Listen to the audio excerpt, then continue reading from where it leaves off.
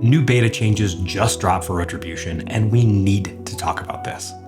The balance between Herald of the Sun and Templar has shifted yet again. I mean, it's been the better part of a month since the last beta update, and to be honest, I'm not sure what I expected. The development cycle for Midnight sure has been a weird one, and I'm a little bit frustrated. Most of the development changes for Retribution have been so unfocused, and it seems like one step forward and two steps back. Alpha started with a ton of promise, but we have had a real lack of direction since then. Blizzard makes a change, and then reverts it, and then doesn't choose to focus on some key problem areas. Just using a simple example of the Hammer of Wrath combination with Judgment still needs some polish. Now, this isn't all doom and gloom. There are some really positive changes here, but there are some stinkers here too. So let's cover what changed, how this impacts Retribution, and what my thoughts are. Blizzard usually has their full list of changes that are supposed to take effect in this build. This is sometimes accurate, but this time it seems to be missing some of the underlying spell data changes, so I do want to highlight some of those as well. The first set of changes we'll cover are entirely focused on Herald of the Sun. These are major tuning adjustments and tend to shift a large amount of power out of the core functionality of Herald of the Sun. And as of today, I think the Walk into Light node feels like it's contributing more and is more interesting than every other part of the Herald of the Sun hero talent. Dawnlight wasn't contributing a ton of damage normally, but on a single target test, it was doing about 5% of my overall damage. Sun's Avatar came in at about 7%. Solar Grace is really a forgettable node, and you won't even notice the 2% haste. I mean, compare that to Templar. Templar gets 15% haste during cooldown windows thanks to Undisputed Ruling. Seeing Herald with a 2% node is just a laughable comparison. On the other side of the coin, we have Templar. This set of changes is a direct benefit to single target and for AoE. Hammer of Light was contributing around 7% of my damage on single target testing, and a 12% buff isn't a lot, but anytime this ability hits harder, I'm happy.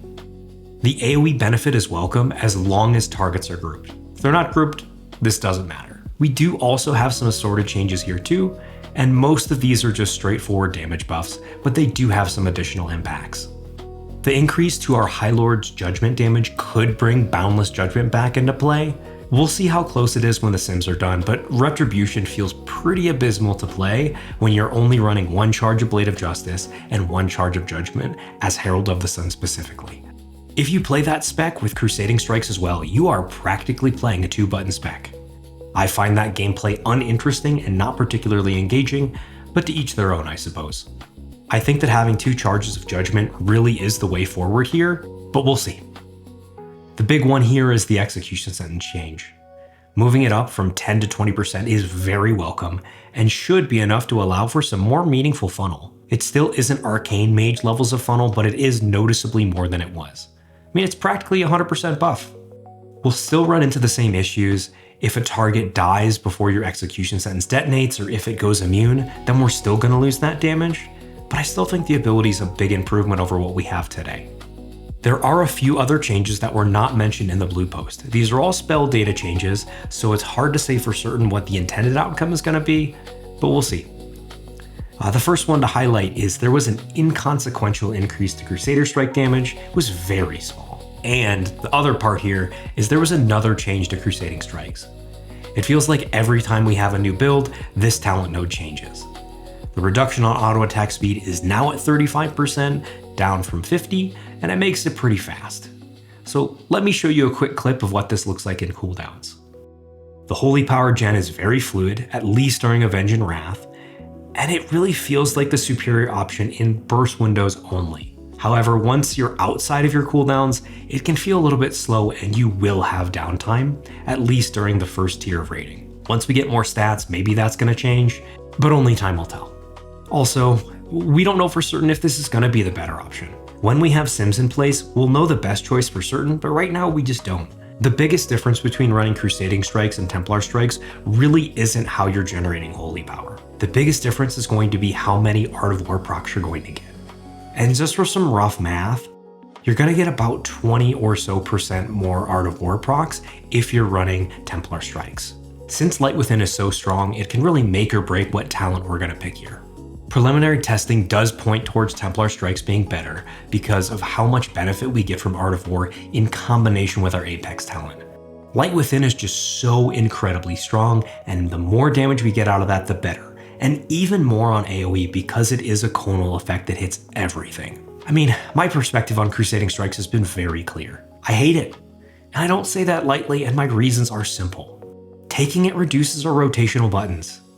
If we choose this option, we're down to Judgment, Blade of Justice, and Templar's Verdict.